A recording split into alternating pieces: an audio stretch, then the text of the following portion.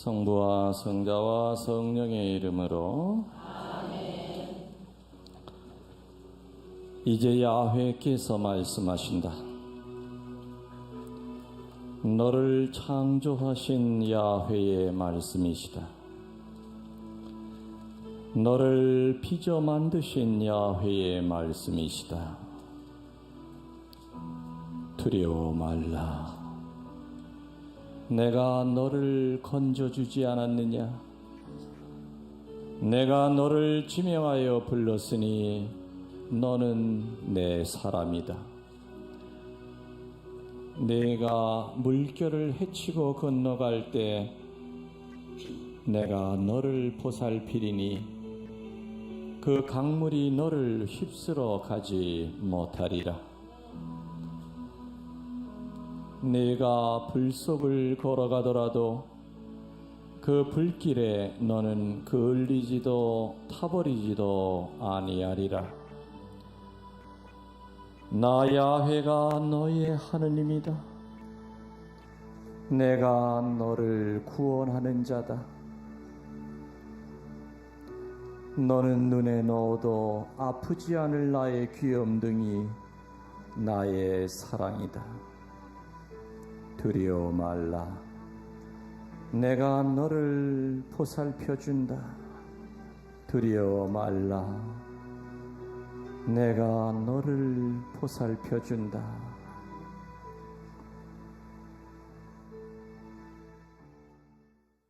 영적 행복 안에 살려면 어떻게 된다고 그랬어요? 상처로부터 해방이 되어야 된다. 두 번째로는 어둠으로부터 해방이 되어야 된다. 그랬죠. 세 번째로는 진리 안에서 살 때 행복하다. 네 번째는 순교자의 삶을 살 때 영적 행복을 하느님이 주십니다. 순교가 뭡니까? 순교는 종류가 많을 거예요. 영적인 순교가 있고 육적인 순교가 있습니다. 우리 천주교 신자들이 아침에 눈을 뜨면은 모든 잡생각이 내 의식을 지배하기 전에, 잡소리가 내 귀를 지배하기 전에 제일 먼저 마음속으로라도 외쳐야 되는 신앙 구호가 세 가지가 있어요. 자, 구호 외칠 때는 손을 어떻게 하죠? 들어요. 그리고 이제 힘차게 외치는 거예요. 자, 따라하십시오. 오직 예수님께 대한 사랑, 오직 예수님께 대한 사랑, 오직 예수님께 대한 순명, 오직 예수님께 대한 순명, 오직 예수님께 대한 충성. 오직 예수님께 대한 충성. 손 내려.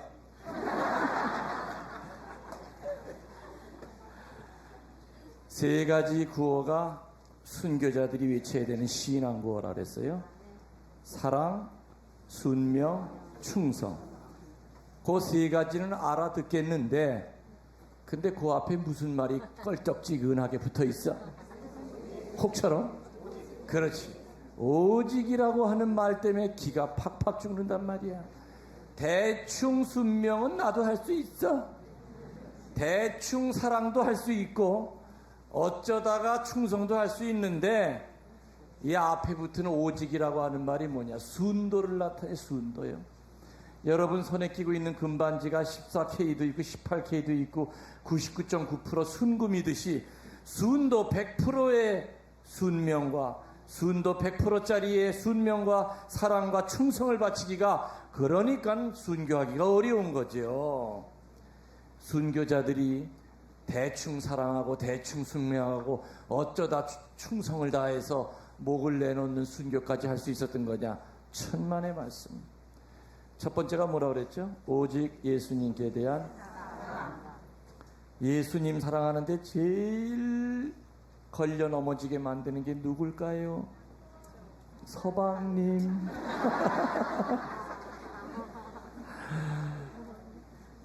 하느님을 사랑하려고 길을 쓰고 나가면 나갈수록 뒤에서 꼭 잡아당겨서 잡아뜨리는 인간이 누구냐? 먼 데 있는 인간이 아니라 가장 가까운 가족, 자식들이 바로 제일 걸림돌. 남편이 걸림돌이 될 때 있고, 아내가 걸림돌 될 때도 있고, 며느리가 걸림돌이 될 때가 있고, 시동생이 걸림돌이 될 때 있고 신의 올케가 걸림돌이 될 수 있어요. 지금 우리나라에서는 124명의 증거자들을 시복 시성 준비를 하고 있어요. 그 중에 한 분이 특별히 준비하고 있는 분이 최양업 신부님이에요. 김대건 신부님보다 3년 늦게 서품을 받았죠. 같이 공부했지만은 김대건 신부님은 순교를 했지만은 최양업 신부님은 순교를 못했어요. 12년 동안 사목하다가 문경세제에서 과로로 돌아가셨어요. 그래서 이 최양업 신부님을 이제 복자품 나아가서는 성인품에 올리기 위해서 지금 기적 심사하고 있어요. 그래서 금액이 뭐냐면 여러분들이 최양업 신부님에게 전구를 청해 가지고 거기에 따른 기적이 나타나면은 교회 당국에 알려야 돼요. 교회 당국에 알리면은 예를 들어서 환자인 경우에는 그것이 의학적으로 객관적으로 증명이 돼야 돼요. 그래서 그런 자료가 모아져서 최양업 신부님의 시복에 결정적인 영향을 줍니다. 순교자들은 기적이 없어도 돼요. 그런데 증거자는 뭐냐? 순교를 안 하신 분들. 증거자들에게 있어서는 반드시 기적 심사가 따라요. 최양업 신부님이 충남 분이지요. 김대건 신부님도 충남 사람이고 아들을 마카오에 있는 신학교를 보내고 난 다음에 그 아버지 최경환 프란치스코가 끌려갔어요. 네 아들을 사학을 배우기 위해서 너도 삼족을 멸해야 될 놈이다 해가지고 아들 대신에 아버지가 끌려가서 모진 매를 맞았습니다. 최경환 프란치스코는 소원이 뭐였느냐? 목이 잘리는 것이 소원이었는데 목은 잘리질 않고 매를 얼마나 많이 맞았는지 뼈란 뼈는 살을 다 뚫고 나왔다고 그래요. 결국에는 맷독에 올라가지고 옥에서 옥살을 합니다. 매에 맞아서. 그 다음에 이제 어머니 마리아가 끌려옵니다. 어머니는 끌려올 때 막내 아들 젖먹이 하나를 끌고선 포도총으로 끌려와요. 그리고 집에는 아이들 셋이 또 남아 있었어. 낮에는 하루 종일 나가서 문초를 당하고 그러면 그 갓난 아이는 그냥 그 가마떼기 위에서 앙앙 울면서 젖달라고 그래도 젖을 줄 재간이 없어요. 엄마는 끌려나갔기 때문에. 저녁 때가 돼서 젖을 물리니 젖이 나옵니까? 먹은 게 있어야 젖이 나오죠. 나중에는 그 신자들이 흘린 피고름이 범벅이 된 가마떼기를 뜯어가지고 입에다 씹어봅니다. 젖이라도 어떻게 한번 낼까 해서 그걸 억지로 침이랑 같이 생켜보니 즉시 토하고 말죠. 그 거칠은 게 들어가니까 위장이 가만히 있겠어요. 결국에는 최양업 신부님의 막내 동생도 옥에서 그 갓난아기가 배고파서 굶어 죽습니다. 자식이 죽고 나니까 이 마리아 엄마는 눈이 뒤집혀졌어요. 그래서 어떻게 했느냐? 나 천주님 배반하겠소. 나 풀어주시오. 저 밖에 있는 새끼들 셋 데리고 살아야겠소 하면서 천주님을 배반하고 배교하고 집으로 새끼들을 만나러 갔어요. 갔더니 그 조그만 아이들 셋이서 문 앞에서 엄마를 가로막으면서 엄마가 지금 무슨 짓을 하고 온 줄 아십니까? 나중에 큰형이 사제가 돼서 한국 땅에 왔을 때 사제 큰아들을 어떻게 보려고 엄마가 어떻게 천주님을 배반할 수 있어? 우리 걱정은 하지 말고 돌아가시오. 세상에 그 조망만한 놈들이 얼마나 신통망통 절구통해. 그 소리를 듣고 마리아는 정신이 버떡 난 거예요. 맞아, 내가 지금 무슨 짓을 하고 왔나? 천주님을 배반하다니. 다시 돌아가서 포도청 문을 두들기면서 아까 한 말 취소. 나 다시 잡아가두시오.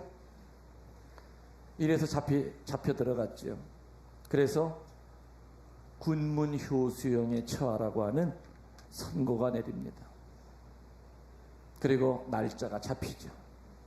어머니가 목이 잘린다는 소리를 듣자마자 그 아이들 셋은 상갓집 그리고 잔치집을 찾아다니면서 쌀을 얻습니다. 쌀 한 마를 얻어가지고 큰아이가 등에다 지고 두 아이가 뒤를 받쳐서 누구를 찾아갔느냐? 엄마가 죽기 하루 전날 엄마의 목을 자를 망나니 집을 찾아갑니다. 찾아서 그 망나니 앞에 쌀 한 마를 내놓으면서 아저씨 부탁이 있어서 왔어요. 뭐냐? 아저씨 오늘 밤새 칼을 잘 갈아서 내일 한 번에 엄마 목을 떨어뜨리게 해주세요. 망나니들은 특별히 천주교 신자들을 죽일 때는 고통을 줘서 죽였습니다. 처음부터 목을 치는 게 아니라 처음에는 칼등으로 목뼈를 먼저 부러뜨려요. 그 목뼈가 덜렁덜렁 되면은 칼을 바로 잡아서 한 번에 끊지 않고 3번, 4번에 나누어서 끊습니다. 고통을 있는 대로 주는 거예요. 이 아이들은 그 소리를 들었기 때문에 쌀을 모아가지고 가서 아저씨 밤새 칼 갈아서 우리 엄마 안 아프게 한 번에 목을 잘라주세요. 사람을 죽이는 망난이지만 자기도 자식을 기르고 있는지라 어찌 가슴이 메어지지 않았겠습니까? 애들아 알았다. 이 아저씨가 오늘 밤새 칼 갈아서 엄마 안 아프게 한 번에 목 쳐주마. 엄마는 면회온 포졸들 신자들을 통해서 형장에 절대로 아이들 셋이 나오지 말게 당부를 합니다.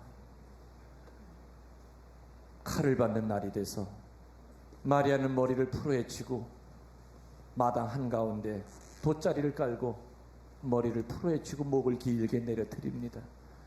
망나니는 주변을 돌면서 칼춤을 추기 시작하죠.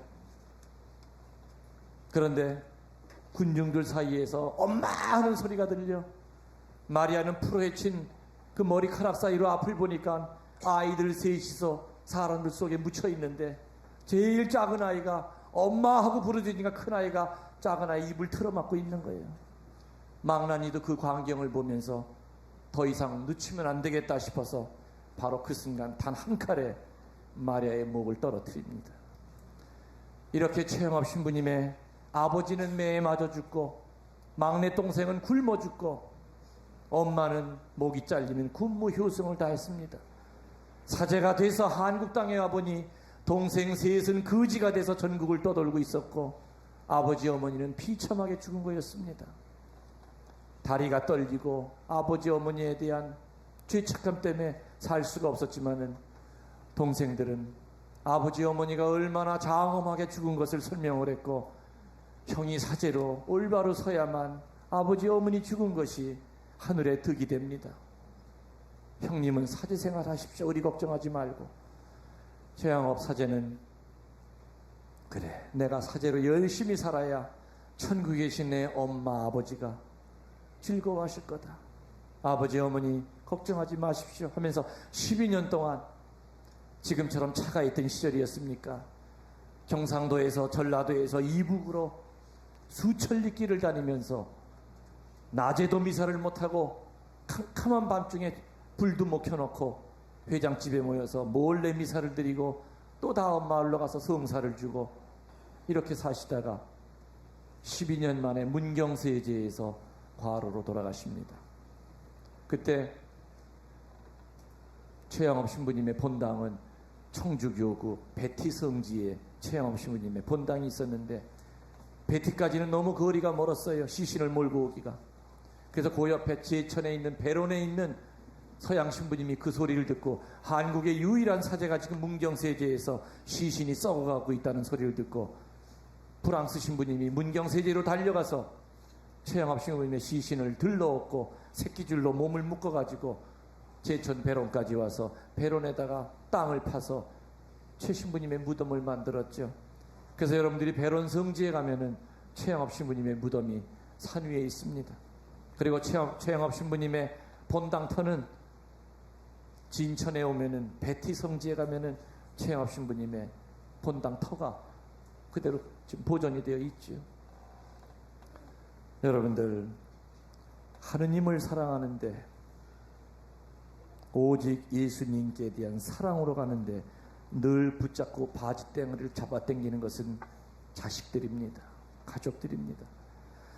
최경환 프란치스코 성인은 순교했기 때문에 성인이 됐습니다. 비록 목이 잘리진 않았어도 매에 맞아 죽었기 때문에 순교한 겁니다. 그런데 어머니 마리아도 분명히 목이 잘렸죠. 근데 왜 성녀가 안 됐느냐? 한 번 배교한 것 때문에, 그 5점 때문에 성녀가 못 된 겁니다. 그래서 예수님에 대한, 오직 예수님에 대한 이 순도 100%짜리의 사랑을 유지하는 거가 얼마나 이 가족들 때문에 힘이 든 건가 하는 것은 여러분들이 신앙생활하면서 아마 구구절절히 말 안 해도 알아들으실 겁니다. 맞죠? 그래서 순교는, 목이 잘리는 순교를 하기 위해서는 처음부터 훈련이 필요한데, 순교의 첫 번째 훈련은 뭐냐? 아주 간단합니다. 성질 날 때 참는 겁니다. 화날 때 참지도 못하는 인간이 무슨 목이 잘리는 순교까지 할 수 있습니까? 나오는 대로 짓거려대는 인간이, 화난다고 오만 혈기 다 부리는 인간이 지 화도 이겨내지 못하면서 어떻게 목을 내놓는 순교를 할 수 있겠는가? 하루에도 우리는 수십 번씩 순교할 기회를 주십니다. 오늘 이 피정이 끝나고 집에 가서도 누가 내 속을 뒤집는 인간이 꼭 나타날 겁니다. 그때가 바로 순교할 순간입니다. 오늘 피정 잘하고 내일 내지오 주에 갔는데 어느 예편 내가 속을 뒤집어 놓습니다. 그때가 바로 순교할 순간입니다. 그래서 우리는 하루에도 수십 번씩 순교자가 되고 성인이 될 기회를 주십니다. 명심하십시오. 영적 행복의 울타리 안에 들어가기 위해서는 순교해야 되는데, 순교의 첫 단추는 화나는 것 참는 것이다. 화나는 것 참는 거로부터 순교는 시작해야 된다는 거 명심하시기 바랍니다. 그 다음으로 5번째입니까? 지금 몇 번째 했죠? 예, 5번째, 영적 행복 울타리 안으로 들어가기 위해서 5번째 어떻게 살아야 되느냐? 봉사하면서 살 때 행복합니다. 여러분들 섬기면서 살 때 행복합니까? 아니면은 섬김을 받을 때가 행복합니까? 그렇죠. 성서에 보면은 부자가 천국에 들어가는 것이 뭐가 어디 들어가는 것보다 더 어렵다고 그랬어요?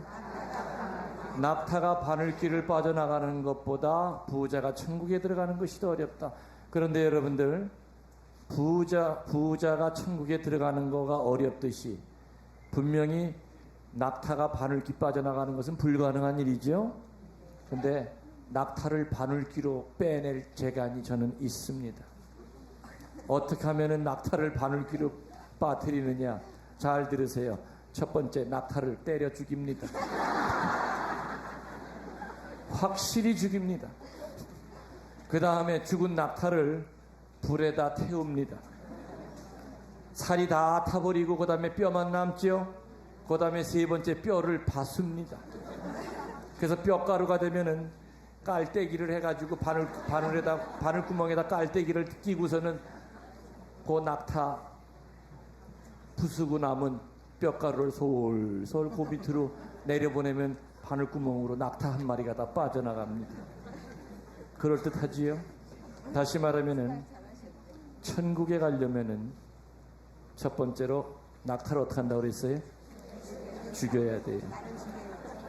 그 죽이는 게 뭐냐? 바로 우리 크리스찬 영성의 출발이에요. 죽어야 살아요. 살지 않고 죽으려고 하는 건 그 처음부터 잘못된 겁니다. 천국에 가려면 죽어야 돼요. 저는 크리스찬의 영성을 아주 쉬운 말로 3가지로 신자들에게 소개하는데 따라하십시오. 첫 번째는 바보의 영성, 두 번째는 걸레의 영성, 세 번째로는 연탄의 영성. 첫 번째가 뭐라고 그랬죠? 우리 저 뒤에 계신 예수님, 저분 인간적으로 보면은 영악한 데는 눈곱만큼 데도 없지요.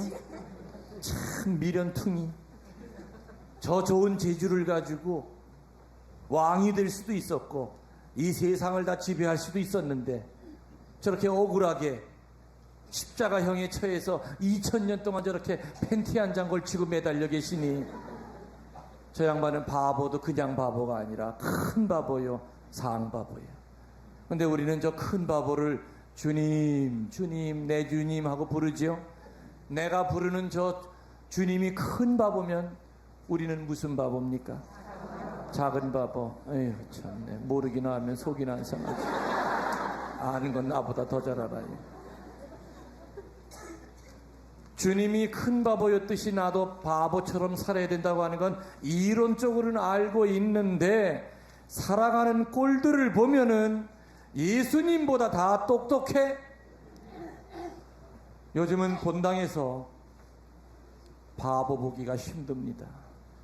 얼마나 잘난 사람들이 성당에 많은지. 바보들만 모여있는 성당에 가면은 예비자들이 꾸역꾸역 몰려듭니다. 가도 선교 안 나가도 그 바보들이 자기 동네에 가서 바보 짓을 하니까 세상에 성당 다니는 저 사람, 내 다른 사람 말은 안 믿어도 저 사람 말은 내가 믿어. 각 지역에서 바보 노릇하니까 그 사람한테 성당 어떻게 하면 나 좀 끌고 갈 수 없어. 바보들만 모여있는 프레시디움은 1년도 안 돼서 분가시킬 정도로 사람이 늘어납니다. 바보들만 모여있는 반에는 냉담자가 있을 수가 없습니다. 바보들만 모여있는 집안은 6식구, 7식구가 사는 대식구라 하더라도 1년 내내 웃음소리가 끝이질 않습니다. 그러나 똑똑한 인간들만 모여있는 성당에 가면은 얼마나 파가 많은지. 이 똑똑한 사람들의 특징은 뭐냐? 반드시 거기서 두목 노릇을 하면서 지 패거리를 꼭 만들어요. 아주 그게 특징이야. 음식을 사먹여 만들든 볼펜 한 자루를 나눠줘서 만들든 아무튼 어떤 방법을 하더라도 자기 패거리를 만들어요. 그렇게 만들어가지고 그 파가 기도하는 모임이면 얼마나 아름답겠습니까마는 대부분 그렇게 생겨진 파들은 교회 분열을 일으키는 데 앞장섭니다. 한국 천주교의 지금 제일 큰 문제가 뭐냐? 각 성당마다 이 파가 너무 많아요. 등록만 안 되어 있지 얼마나 파가 많은지 몰라. 그러니까 뭐 이루셀 수 없죠. 뭐 본당 신부님파, 보좌 신부파, 큰 수녀파, 작은 수녀파, 회장파, 부회장파, 총무파, 가신 신부님파, 부러울 신부님파. 나중에는 파가 나오다 안 나중에는 양파, 쪽파, 대파. 한국의 파들은 다 천주교에 모여 있어. 이게 큰 문제예요. 똑똑한 사람들만 모여 있는 프레시디움에 가면은 처음에는 10명으로 시작이 됐는데 3개월 후에 가보면은 제일 똑똑한 여자 둘만 남아가지고 마지막까지 누가 똑똑하냐 겨루고 있어요. 여러분들 한국에서 제일 비싼 땅이 어딘 줄 아시죠? 명동에서, 명동 아니에요. 지금 바뀌었어요. 충무로에 가면 그 스타벅스 커피숍 그 빌딩 거기가 2006년도 작년 1월 1일 공시지가가 1억 3,684만 8,025원이. 나 외우느라고 혼났어요. 지금은 1년이 지났으니까 더 올랐겠죠. 공시지가가 평당 1억 3천이에요. 그러면 실거래 값이 얼마나 비싼지 상상을 못하죠. 그놈의 땅이 어떻게 생겨먹길래 그렇게 비싸? 내 그놈의 땅 뛰어다가 우리 감곡성당이랑 땅 분석해봤더니 감곡 땅이 훨씬 더 기름져. 땅이 비싼 이유는 딱 한 가지예요. 인간들이 많이 밟고 다녀야 돼요. 그렇죠? 사람한테 안 밟히는 땅은 비쌀 수가 없죠. 저 산골짜기에 눈도 안 녹는 그런 땅이 비싸질 않아요. 그러나 사람이 많이 밟고 다니는 땅일수록 분명히 비싸요. 그리고 귀한 열매가 맺어지는 땅이 되려면 어떤 땅일까요? 더러운 거 많이 끌어안는 땅일수록 열매가 더 알차요. 음식 찌끄러기 뒷뜰에다가 묻고 개똥 같은 거 뒷뜰에다 묻고 거기다 씨앗을 심어 보십시오. 어떤 씨를 심어도 열매가 알차겠지요? 알차요. 다시 말하면은 비싼 영혼이 되려면은 많이 밟힐 각오를 하셔야 된다. 우리 신자 생활하다 보면은 나보다 잘난 것도 없는 놈이 나 밟으려고 할 때 있어요. 참, 아유 꼴의 말마다 지는 순교자 후손이라고 하면서 나보다 영세 2년 먼저 받았다고 엄청 뻐개고 아주 그냥 그럴 때 있어요. 그럴 때 밟으라고 등 들이미세요. 그래 실컷 너 나 밟아서 속 풀어지면 실컷 밟아라. 그럼 나는 비싼 땅 된다. 비싼 영혼 된다. 귀한 열매가 맺어지려면 더러운 거 많이 끌어안아야 된다고 그랬죠. 우리 신앙생활 하다 보면은 정말 저 여자가 내 얼굴에 퇴하고 침만 안 뱉었지 모욕감을 느낄 때가 많아요. 레지오 가면은 내가 지한테 잘못한 것도 없는데 내가 말만 하면 시비 거는 여자 꼭 있어요. 속상하죠. 뒤집어져야 아주 그럴 때 아우 저는 예편네 어떻게 아프지도 않아 1년 내내 레지오 주에 한 번도 안 빠지고 아이고 장마 때 떠내려가지도 않고 어떻게 혼자서 궁시렁 됩니다. 그러나 시컷 모욕하라고 그러세요. 내가 더러운 거 많이 끌어안을수록 나는 귀한 열매가 맺어지는 귀한 땅이 될 거다 하는 마음으로 그렇게 사세요.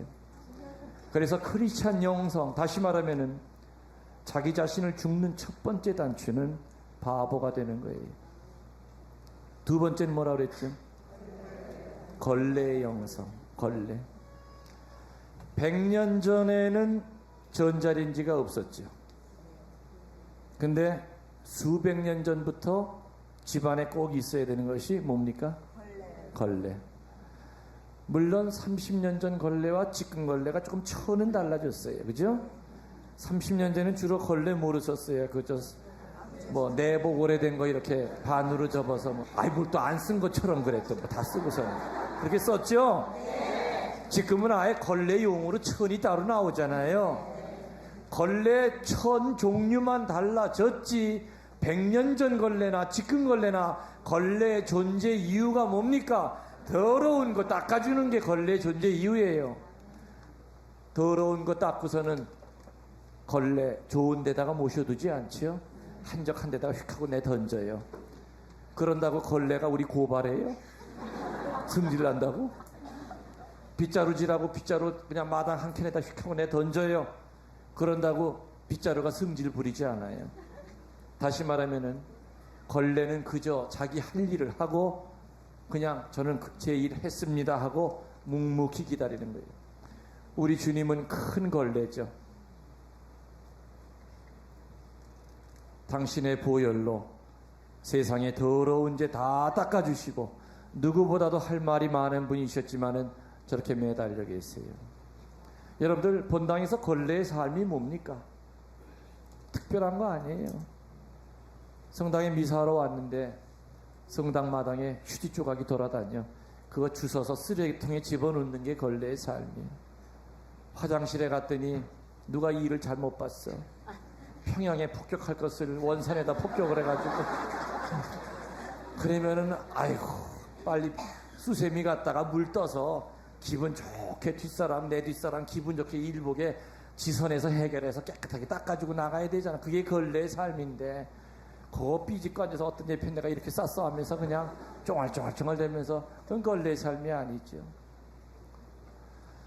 저는 제가 청주 본당에 근무할 때 본당이 아주 터가 굉장히 컸어요.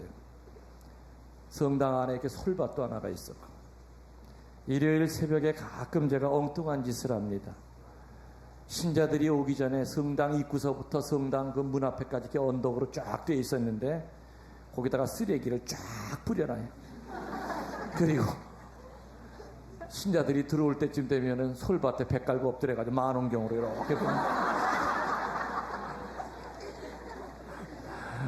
그러면은 본당 총회장이 딱 폼을 잡으시면서 들어와. 그래 저 사람 우리 5,000명 신자의 총회장인데 당연히 쓰레기 저거 줍고 가겠지. 빗자루 갖다가 웬걸 아이고 참 나 실망 그런 실망 처음 봐요. 지 주머니에 있는 거 꺼내놓고 갑디다. 그 다음에 들어오는 게 성령 기도회 회장이 들어와. 그래 성령 충만한 회장이니 저 사람은 분명히 죽고 갈 거다. 깡통 차면서 올라갑디다. 그 다음에 푸른 군대 회장이 들어와. 그래, 저 사람은 분명히 줬을 것이다. 푸른 군대 회장, 본당 총무 부회장, 내 눈앞으로 수십 명의 본당 간부가 그 쓰레기를 보면서 올라갔건만 줍는 인간은 단 한 명도 없더라. 결국에 나중에 누가 줍느냐? 허리 꼬부라진 할머니가. 하긴 허리 꼬부라졌으니 잘 펴있겠죠. 꼬부라진 할머니가 쓰레기를 보더니 치마를 펴가지고 쓰레기를 다 이렇게 주워서 한 움큼을 옮겨지고 지팽이 짚고 올라가서 라이터 빌려가지고 소각장에 가서 불 전부 다 불 지르고 그리고 성당으로 들어가시더라. 이게 바로 걸레의 삶이에요. 무슨 특별한 것이 걸레의 삶이 아니죠. 얼마든지 여러분들은 걸레의 삶을 하실 수가 있어요. 제가 오늘 본당에 부임을 했는데 천미사를 드리고 나서 제의실에서 일을 보고 성당에 아무도 없으리라 당연히 생각하고 문을 열고 나가다가 깜짝 놀라 다시 닫았습니다. 성당 안에 어느 자매 하나가 막 돌아다니면서 신자들이 놓고 간 주보를 막 주머니에다 웅쳐담아서 가져가는 거였어요. 저는 마음이 편치 않았어요. 왜냐? 얼마나 먹고 사는 게 힘이 들면 신자들이 버리고 간 주보를 모아다가 파나보다 폐지로. 근데 그게 아니었어요. 저녁 미사하기 1시간 전에 그 자매가 다시 들어오더니 오후 내내 다림질을 한 빳빳한 주보를 주보에다 탁 놓고 가는 거였어요. 그 자매는 자기가 하는 거 아무도 모르는 줄 알았어요. 저는 지켜보고 있었죠. 근데 그 일은 누구라도 한 주, 두 주는 다 해요. 그죠? 근데 내가 그 성당에 7년 동안 있는데 7년 동안 매주 그 자매는 그 주보를 데렸어요. 저는 그 자매가 주보를 데릴 때마다 저는 결심한 게 있었습니다. 내가 언젠가 이 성당을 떠날 때가 되면은 저 자매를 제단 앞에 불러놓고 큰 상을 주리라. 7년이 지나서 제가 이동할 때가 돼서 마지막 환송미사를 할 때 그 자매를 앞으로 불러냈죠. 그 자매는 영문도 모르고 왜 불려 나왔는지 몰랐어요. 그리고 쭉 설명을 하면서 7년 동안 이 자매는 여러분들이 구겨놓고 간 주보 정성을 다해서 저 오후 내내 7년 동안 폈다. 그래서 내가 오늘 이 자매 큰 상을 주리라 결심했다. 그래서 6인용 밥상을 줬습니다. 큰 상 주리라고 그랬다고 그랬잖아요.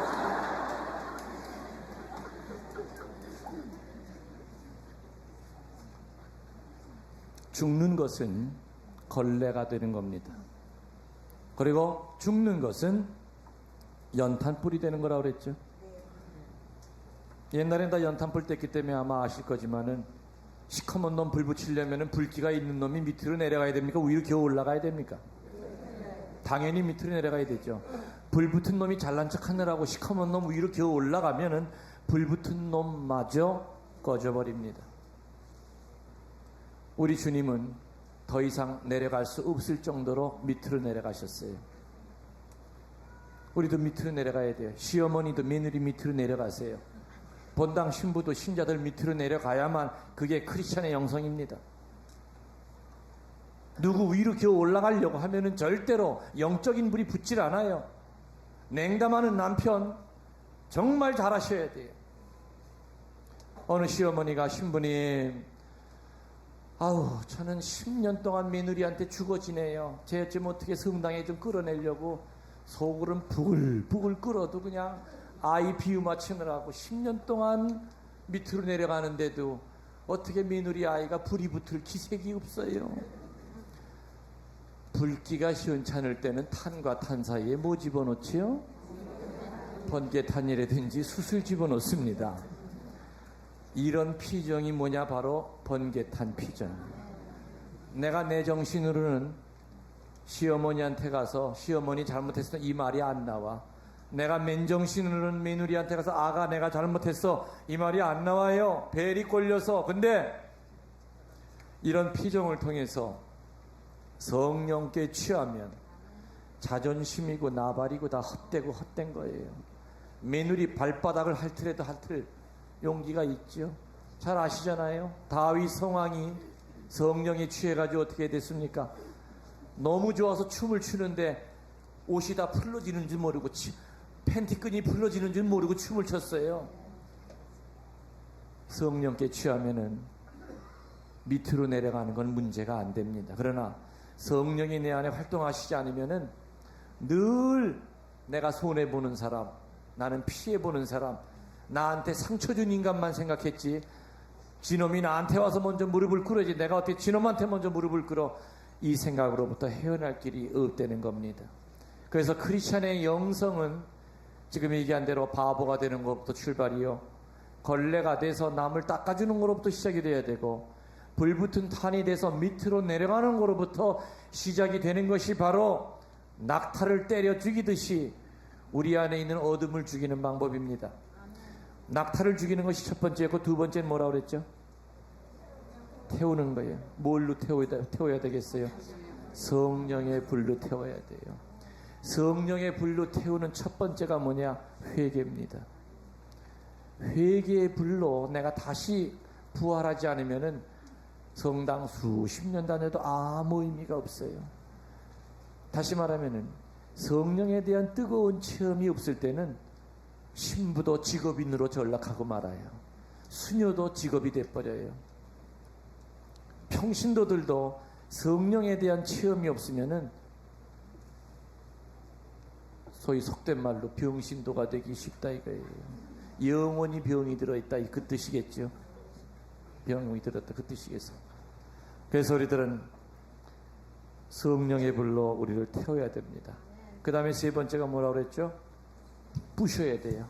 절구로 그 뼈다구를 부셔야만 아무튼 가루가 돼서 깔때기 속으로 아무튼 집어넣을 수가 있어요. 부시는 건 뭡니까? 뭘로 부셔야 되느냐?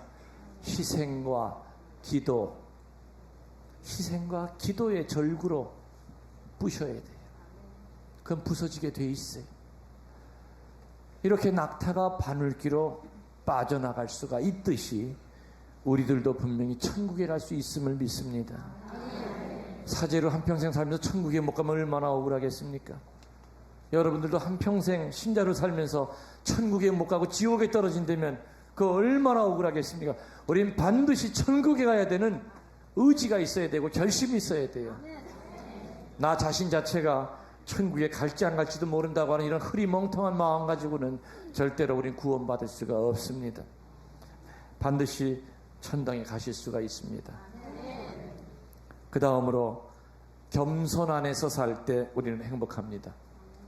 여러분들 본인 자신이 겸손하시다고 하시는 분 손들어 보실래요? 저는 참 겸손한 인간이에요. 손들어 보세요. 없죠? 겸손하기가 쉬워요? 어려워요? 저는 사제를 살아가면서